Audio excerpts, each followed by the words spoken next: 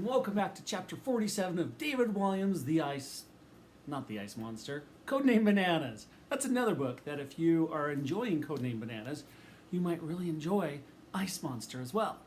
Now remember, pay close attention to the story as you will be answering questions with complete sentences after we listen to the story, and then you will make sure that you answer them correctly as well. Let's get started with chapter 47, Boing, Boing, Boing. The gorilla sat up in her pram, taking in her new surroundings. Looking around the damp, dirty old bedroom of Seaview Towers, it seemed Gertrude didn't like it that much. She blew a raspberry. That was her verdict of the place. Eric gave her a stroke on the head, and Gertrude nuzzled up to him. He held her tight and kissed her. "I'm sorry this is all a bit strange, Gertrude, but it's for the best."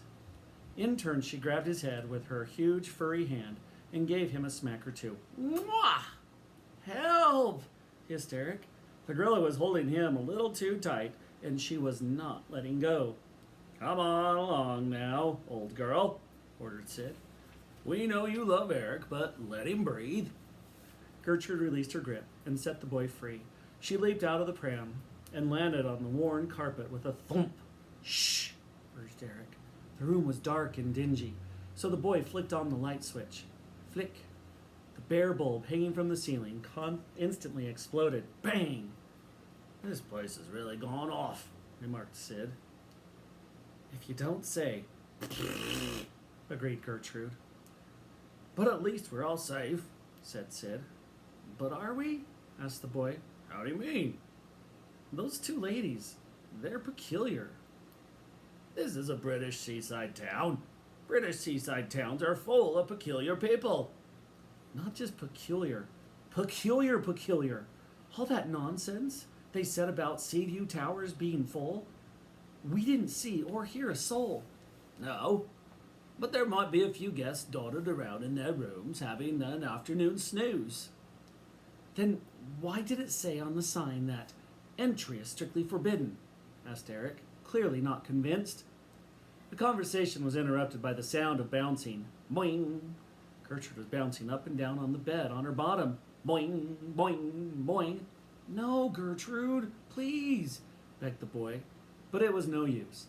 The gorilla was having fun, and nothing and no one was going to get in the way of that. Now Gertrude had pushed herself up to her feet and was jumping up and down on the bed as if it were a trampoline. Boing, boing, boing.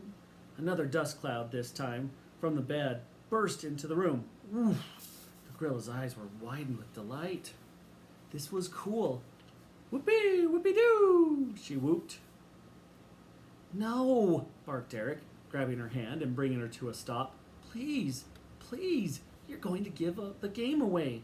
Please, Gertrude, just have a nice lie down." She blew a raspberry into the boy's face, covering him once again in gorilla spittle. Eric smiled and wiped his face clean with his shirt sleeve before pacing over to the bedroom door. "Where are you off to?" asked Sid. "To investigate, of course," replied Eric.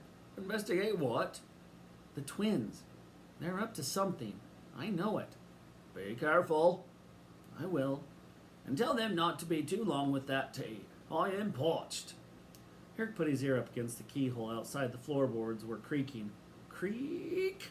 It sounded as if someone might be lurking just on the other side of the door.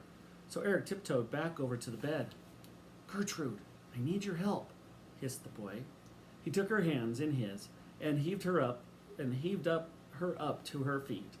Before leading her over to the bedroom window, as quietly as he could, he opened it. Shumt.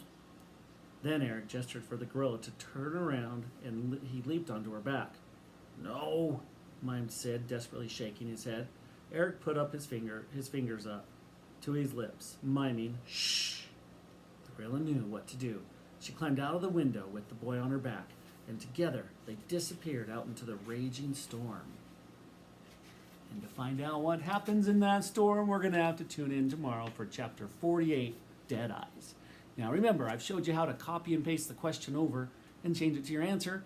So then all you have to do is change a few words, change that question mark to a period, and you've got it.